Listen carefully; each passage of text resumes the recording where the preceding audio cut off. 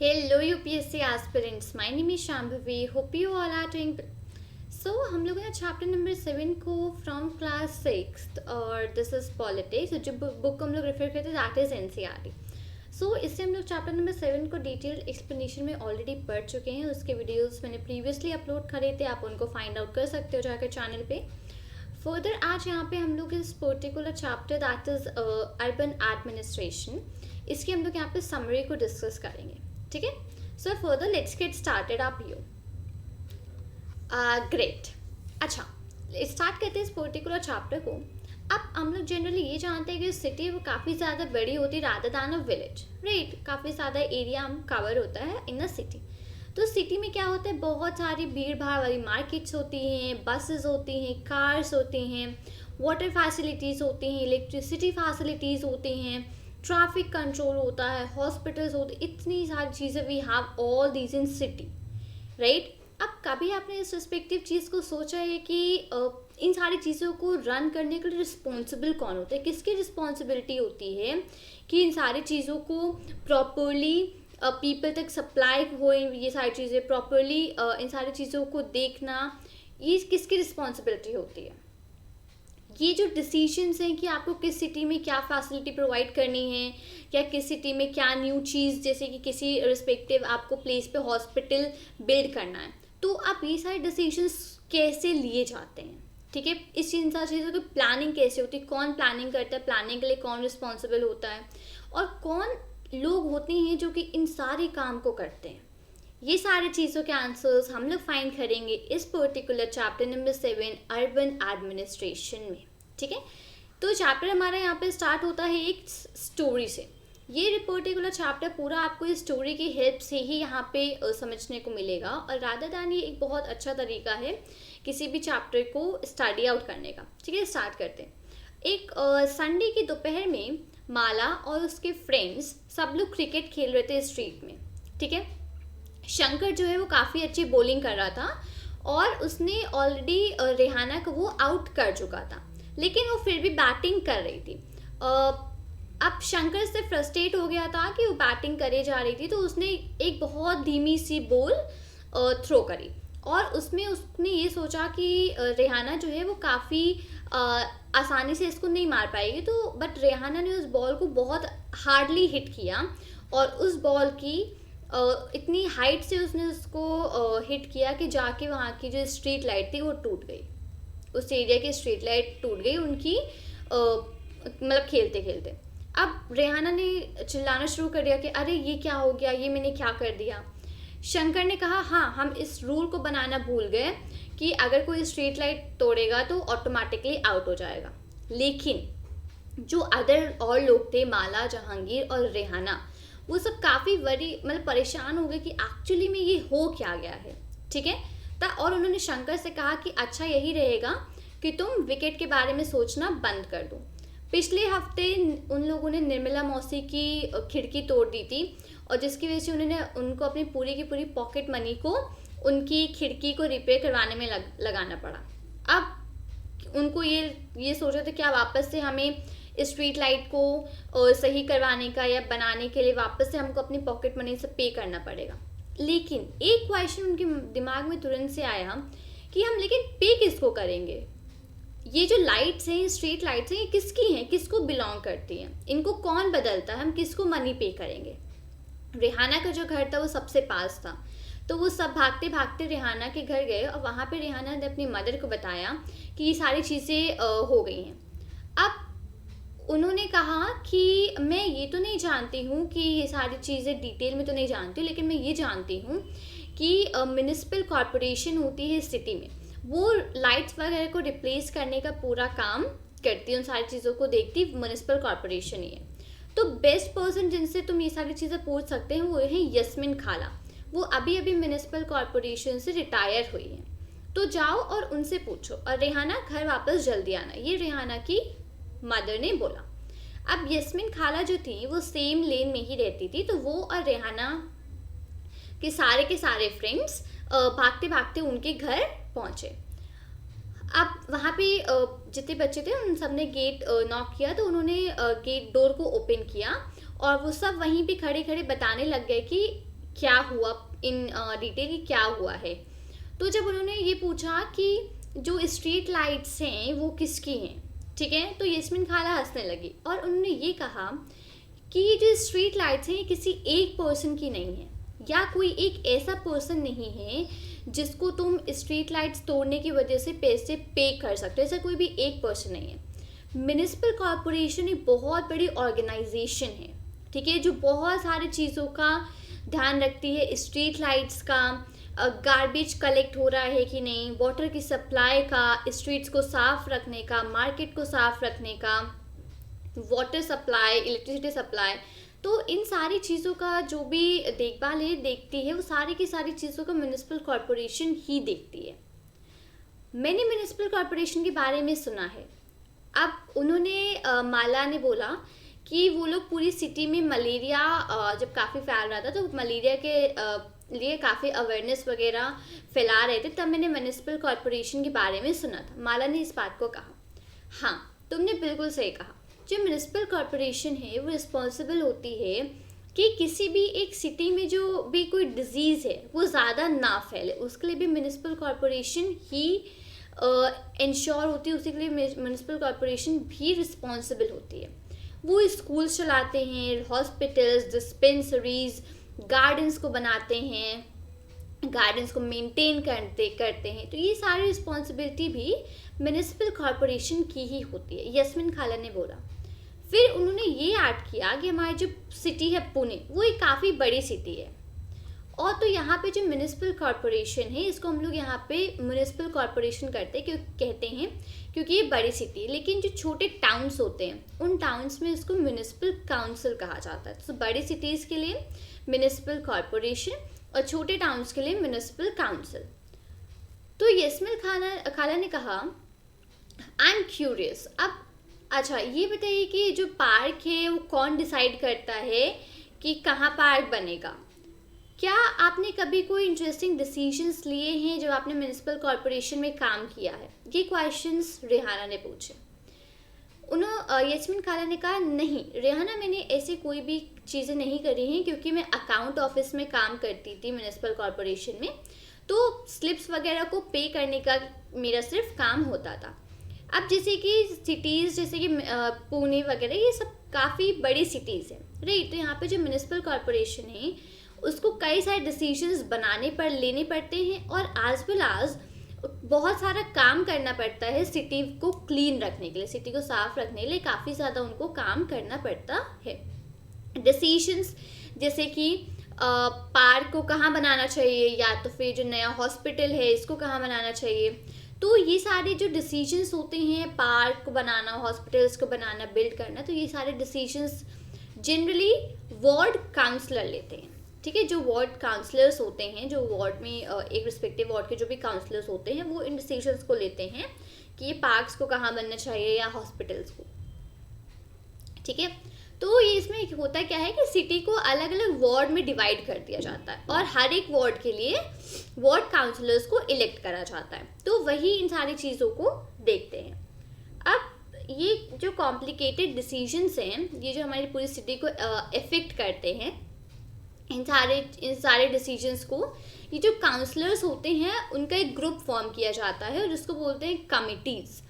तो वो जो कमिटीज़ होती हैं वो डिसाइड करते हैं जो भी कॉम्प्लिकेटेड डिसीजंस वगैरह लेने होते हैं, तो उन सारी चीज़ों को ये कमिटीज़ डिसाइड करती हैं। जैसे कि अब जैसे बस स्टैंड है तो उसको और किस तरीके से इम्प्रूव करना चाहिए, जो भीड़ भाड़ वाली मार्केट प्लेस है ऐसा मतलब उसको रोज़ काफ़ी जो गार्बेज वगैरह है रोज़ वहाँ से कैसे क्लियर करा जाए, ठीक है। तो अब जैसे कि सिटी को कोई ड्रेन कट कर रही है वहाँ पे, ठीक है, या फिर कोई ड्रेन वहाँ पे कट कर रही है वाटर को, तो उसको कैसे क्लीन किया जाए। तो ये सारी चीज़ों जो हैं ये कॉम्प्लिकेटेड डिसीजंस होते हैं और इनको अ ग्रुप ऑफ काउंसलर्स लेते हैं जो कि कमिटी फॉर्म करते हैं, ठीक है। तो ये जो कमिटीज़ होती हैं ये वाटर, गार्बेज कलेक्शन, स्ट्रीट की जो लाइट्स होती हैं उन सब चीज़ों को करने के लिए इस कमिटीज़ को बनाया जाता है, ठीक है, और इन सारी चीज़ों के लिए कमिटी रिस्पॉन्सिबल होती है। अब जब प्रॉब्लम्स वार्ड में होती हैं तो जो लोग वहाँ पे रहते हैं वो अपने वार्ड के काउंसलर को कांटेक्ट कर सकते हैं। जैसे कि मान लीजिए कोई डेंजरस इलेक्ट्रिकल जो वायर्स हैं वो कहीं पे टूट गए हैं या कहीं पे ऐसा कुछ हो गया है, तो जो लोकल काउंसलर, जो आपके वार्ड का काउंसलर है, आप उससे जाके कांटेक्ट करेंगे और वो आपको हेल्प करेगा इलेक्ट्रिसिटी अथॉरिटी से बात करने में और उन सारी चीज़ों को सही कराने में। ठीक है, तो जो काउंसलर कमिटीज़ होती हैं, तो उसमें जो काउंसलर्स होते हैं वो इश्यूज़ को डिसाइड करते हैं और जो कमिश्नर और एडमिनिस्ट्रेटिव स्टाफ होता है वो उन चीज़ों को इम्प्लीमेंट करते हैं। वापस से बता रही हूँ, जो काउंसलर कमिटीज़ होती हैं वो क्या क्या इश्यूज़ हैं उनको डिसाइड करते हो किन किन इश्यूज़ पे काम करना है। ठीक है, और कमिश्नर और जो एडमिनिस्ट्रेटिव स्टाफ होते हैं वो उन इश्यूज़ को पे जो वर्क करना है उस काम को इम्प्लीमेंट करते हैं। ठीक है, तो जो कमिश्नर और जो एडमिनिस्ट्रेटिव स्टाफ होते हैं उनको अपॉइंट किया जाता है, काउंसलर्स को इलेक्ट किया जाता है और कमिश्नर और एडमिनिस्ट्रेटिव स्टाफ को अपॉइंट किया जाता है। तो ये जो डिसीजन है ये कैसे लिए जाते हैं, रेहाना ने पूछा। जितने भी ये वार्ड काउंसलर्स होते हैं वो मिलते हैं, मिल करके वो एक बजट को सेट करते हैं कि इतना मनी, हम इतने पैसे यहाँ पे स्पेंड कर सकते हैं इस रिस्पेक्टिव काम के लिए। तो फिर वो जो वार्ड काउंसलर्स होते हैं वो जो भी डिमांड्स होती हैं उनके वार्ड्स की, जो भी वार्ड के जो भी मेंबर्स होते हैं, जो भी पीपल होते हैं उस वार्ड में, जो भी लोग रह रहे होते हैं, उनकी जो भी डिमांड्स होती हैं उसको पूरी की पूरी काउंसिल के सामने प्लेस करते हैं। ठीक है, और फिर उसके ऊपर डिसीजंस लिए जाते हैं कि इस वर्क को कैसे करना है, इसके लिए क्या बजट है, किस तरीके से करना है, और आफ्टर जो भी डिसीजंस लेने के बाद उन सारी चीज़ों को एडमिनिस्ट्रेटिव स्टाफ जो है वो इम्प्लीमेंट कर देता है। ठीक है, यस्मिन खाला ने इस क्वेश्चन का आंसर दिया। 1 सेकेंड। ठीक है, पर ये जो हमारी सिटी है इतनी ज़्यादा बड़ी है, इसमें बहुत सारे लोग होंगे जो उसको यहाँ पे कमिटीज़ वगैरह में देखते होंगे। तो जो म्युनिसिपल कॉरपोरेशन है, क्या उसके पास बहुत सारे वर्कर्स हैं? शंकर ने पूछा इस बात को। तो हाँ, जो वर्क है यहाँ पे सिटी में इसको डिवाइड किया जाता है अलग अलग डिपार्टमेंट्स में। जैसे कि वाटर का अलग डिपार्टमेंट होता है, गार्बेज कलेक्ट करने का अलग डिपार्टमेंट होता है, गार्डन्स वगैरह को देखने का अलग डिपार्टमेंट होता है, रोड्स वगैरह बनाने का अलग डिपार्टमेंट होता है। तो इस तरीके से अलग अलग डिपार्टमेंट्स होते हैं। ठीक है, तो उन डिपार्टमेंट्स के अकॉर्डिंग वर्क किया जाता है। ठीक है, अब फिर उसके बाद यस्मिन खाला ने इस आंसर को देके वो चली गई बच्चों के लिए कुछ कबाब्स बनाने, उन बच्चों को देने के लिए। तो जहांगीर जब वहाँ पे वो जो कबाब्स था वो उसको खा रहा था, तो उसे बहुत जल्दी जल्दी खा लिया, और क्योंकि उसको एक क्वेश्चन पूछना था। उसको ये पूछना था कि ये जो गार्बेज जो म्युनिसिपल कॉरपोरेशन कलेक्ट करती है, कि गार्बेज कहाँ जाता है। ठीक है, तो यस्मिन खाला ने आंसर दिया कि ये जो क्वेश्चन है इसके बहुत ही इंटरेस्टिंग आंसर है। जैसे कि हम सब लोग जानते हैं कि यूजुअली जो गार्बेज है वो पूरी स्ट्रीट्स वगैरह में पड़ा रहता है। ठीक है, पहले हमारे नेबरहुड में ही यहाँ पे बहुत सारा गार्बेज पड़ा रहता था। ठीक है, और इसकी वजह से, और जब तक वो कलेक्ट नहीं होता था, क्योंकि उसको लोग कलेक्ट करने नहीं आते, तो वो अनकलेक्टेड रहता था। इस वजह से बहुत ज़्यादा गार्बेज यहाँ पे इकट्ठा हो गया था, और उसकी वजह से उसमें बहुत सारे डॉग्स आते थे, रैट्स होते थे, स्मेल बहुत ज़्यादा आती थी उससे, और उसकी जो स्मेल थी उससे काफ़ी लोगों की तबीयत भी ख़राब हो जाती, बीमार हो जाते थे। ठीक है, एक पॉइंट पे इतना ज़्यादा वो ख़राब होने लग गया कि बच्चे घर से बाहर निकलना बंद करने लग गए। वो घर से बाहर आके क्रिकेट नहीं खेलते थे, क्योंकि उनके पेरेंट्स को डर था कि कहीं बीमार ना हो जाए बच्चे इन सारी चीज़ों से। तो यस्मिन खाला ने बोला कि एक विमेन थी, वो जो वुमेन थी उस रिस्पेक्टिव एरिया की, बहुत ही मतलब अनहैप्पी थी। जो सिचुएशन होती जा रही थी धीमे धीमे, इससे बहुत ही ज़्यादा अनहैप्पी थी। तो वो सारी विमेन से एक दिन यस्मिन खाला के पास आई एडवाइस लेने। तो मैंने कहा कि मैं अपने कुछ ऑफिसर्स जो हैं डिपार्टमेंट से, उनसे बात कर सकती हूँ, लेकिन मुझे ये श्योर नहीं है कि कितना ज़्यादा समय वो लेंगे ये सारे काम को करने में। तो वहाँ पे फिर गंगा बाई थी, जिन्होंने कहा कि जो वार्ड काउंसलर हैं हमको उनके पास जाना चाहिए और प्रोटेस्ट करना चाहिए, क्योंकि हम ही लोग तो हैं जिन्होंने वार्ड काउंसलर को इलेक्ट किया है, तो हम लोग को उनके पास जाना चाहिए। जो हमने इलेक्ट किया है तो हमको उनके पास जा कर के प्रोटेस्ट करना चाहिए इस चीज़ का। तो कुछ 5-7 वुमेन्स का एक छोटा सा ग्रुप गैदर हुआ और वो सब लोग उनके घर पे गई। वो वहाँ पे घर पे उनके जाके बाहर स्लोगन्स वगैरह चिल्लाने लगी उनके घर के बाहर। और तो जो भी वार्ड काउंसलर थे बाहर आए वहाँ से, उन्होंने पूछा कि क्या बात है। तो गंगाबाई ने पूरा डिस्क्राइब किया सिचुएशन कि ये सिचुएशन है हमारी लोकेलिटी में। तो उन्होंने प्रॉमिस किया कि अगले दिन वो जाके कमिश्नर से मिलेंगे। तो उन्होंने गंगाबाई से कहा कि यहाँ पे एक पिटीशन है, उसको साइन करा लीजिए, जितने भी एडल्ट्स हैं लोकेलिटी में उनका साइन करा लीजिए एक बार कि जो गार्बेज है वहाँ पे आपके एरिया में वो कलेक्ट नहीं हो रहा है, ठीक है।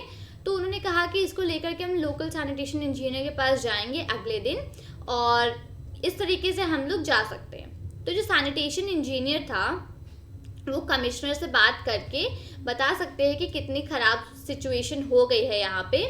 तो उसी शाम को फिर बच्चे जो थे वहाँ पे उस एरिया के, वो सबके घर घर जाकर पिटीशंस को साइन करवा रहे थे। जितनी ज़्यादा फैमिली से हो पाया उतनी ज़्यादा फैमिली से कराया। नेक्स्ट मॉर्निंग एक बहुत बड़ा सा वुमेन्स का ग्रुप था, वो वार्ड काउंसलर और सैनिटेशन इंजीनियर के साथ म्युनिसिपल कॉरपोरेशन ऑफिस गया। वहाँ पे जो कमिश्नर थे उनसे मिले और जो लार्ज मतलब जो भी ग्रुप थे विमेंस के वो सब लोग मिले। और वहाँ पे कमिश्नर ने एक्सक्यूज़ेस देने चालू कर दिए कि कॉरपोरेशन जो है उसके पास इतनी ज़्यादा ट्रक्स नहीं हैं, तो इस तरीके के एक्सक्यूज़ेस देने चालू कर दिए। तो गंगाबाई जो थी उन्होंने स्मार्टली रिप्लाई किया कि लेकिन ऐसा लगता है कि आपके पास बहुत ज़्यादा ट्रक हैं गार्बेज कलेक्ट करने के लिए, जो लोकेलिटीज़ रिच हैं वहाँ से गार्बेज कलेक्ट करने के लिए आपके पास बहुत ज़्यादा ट्रक्स हैं। तो अब वहाँ से उन्होंने कहा कि हाँ, तो गंगाबाई ने कहा कि अगर ये अगले 2 दिन में हमारे यहाँ का जो भी गार्बेज वगैरह है वो साफ़ नहीं होता है तो अगले 2 दिन बाद हम और ज़्यादा ग्रुप ऑफ वुमेन्स के साथ यहाँ पे आएंगे और यही म्युनिसिपल कॉरपोरेशन के सामने बैठ के हम लोग यहाँ पर प्रोटेस्ट करेंगे। तो रिहाना ने पूछा कि क्या जो स्ट्रीट्स थी वो साफ़ हो गई? तो यस्मिन खाला ने जवाब दिया कि नहीं, 2 दिन में तो नहीं, लेकिन उसके बाद 2 दिन बाद और ज़्यादा बड़ा वुमेन्स का ग्रुप गया और बहुत ही प्रोटेस्ट, बहुत ज़्यादा शोर शराबे वाला प्रोटेस्ट किया वहाँ पे। तो उसके बाद जो ये गार्बेज कलेक्शन वगैरह यहाँ लोकेलिटी में हमारे रेगुलरली होने लगा। तो इस तरीके से सारी चीज़ें हुई। अब वो जो बच्चे थे वो एंजॉय कर रहे थे गंगाबाई की स्टोरी को सुनते हुए। उन्होंने ये मतलब उनको अब ये समझ में आया कि जो गंगाबाई है उनको इतना ज़्यादा लव और इतना ज़्यादा रिस्पेक्ट क्यों मिलता था उनकी लोकेलिटी में, ठीक है। तो उन्होंने फिर यस्मिन खाला को थैंक यू कहा आंसर्स देने के लिए सारे क्वेश्चंस के, और वो बाहर जा ही रहे थे उसके पहले रिहाना ने कहा हमारे पास एक और क्वेश्चन है, एक आखिरी क्वेश्चन, ये जो 2 डस्टबिन्स हैं यहाँ पे क्या ये भी गंगाबाई का आइडिया था? तो खाला हंसने लगी। उन्होंने कहा नहीं, ये उनका आइडिया नहीं था, म्युनिसिपल कॉरपोरेशन ने सजेस्ट किया था कि हम लोग को ये 2 डस्टबिन्स वाला ये सिस्टम रखना चाहिए ताकि जो स्ट्रीट्स हैं वो क्लीन रहें, ताकि हमारा जो गार्बेज है वो हम खुद ही सॉर्ट करके अलग अलग करके डालें ताकि वहाँ पे जो भी काम है और वो कम हो जाए। तो चिल्ड्रन ने खाला को थैंक यू कहा और वो घर से बाहर निकल गए और वहाँ पे स्ट्रीट में सब लोग साथ में जा रहे थे। काफ़ी रात हो गई थी तो वो सब के सब घर वापस जा रहे थे, लेकिन किसी रीज़न से आज उनको स्ट्रीट और ज़्यादा डार्क लग रही थी रोज के कंपैरिजन में। तो उन्होंने ऊपर देखा, एक दूसरे की तरफ देखा, स्माइल किया और वापस से वो सब के सब खाला के हाउस चले गए, ठीक है। तो इस हमारी जो स्टोरी को हम लोगों ने यहाँ पे स्टडी किया है, इस स्टोरी में हमको कई सारी चीज़ें ये समझने को मिली, ये जानने को मिली कि जनरली म्युनिसिपल कॉरपोरेशन के बारे में जानने को मिला, वार्ड काउंसलर्स के बारे में, जो कमिटीज़ फॉर्म होती है उनका क्या काम होता है, डिसीजंस कैसे लिए जाते हैं, कौन डिसीजंस लेता है, क्या एक सिंगल पर्सन रिस्पॉन्सिबल होता है डिसीजंस के लिए कि कई सारे पीपल रिस्पॉन्सिबल होते हैं डिसीजन के लिए, ठीक है, तो इन सारी चीज़ों के हमको आंसर्स हमारे इस रिस्पेक्टिव यहाँ पे इस पर्टिकुलर चैप्टर में मिले, दैट इज अर्बन एडमिनिस्ट्रेशन। ठीक है, तो बहुत सारे क्वेश्चंस के हम लोगों ने यहाँ पे आंसर आज फाइंड आउट करे हैं एंड होपफुली आपको ये सारी चीज़ें अब समझ में आई होंगी। जितने भी क्वेश्चंस मैंने स्टार्टिंग में बोले थे, all of them have been answered right here. ठीक है, सो उम्मीद करती हूँ कि आपको वीडियो अच्छा लगा होगा। वीडियो अच्छा लगा हो तो वीडियो को लाइक करें, अपने फ्रेंड्स के साथ शेयर करें और चैनल को सब्सक्राइब करना मत भूलिएगा।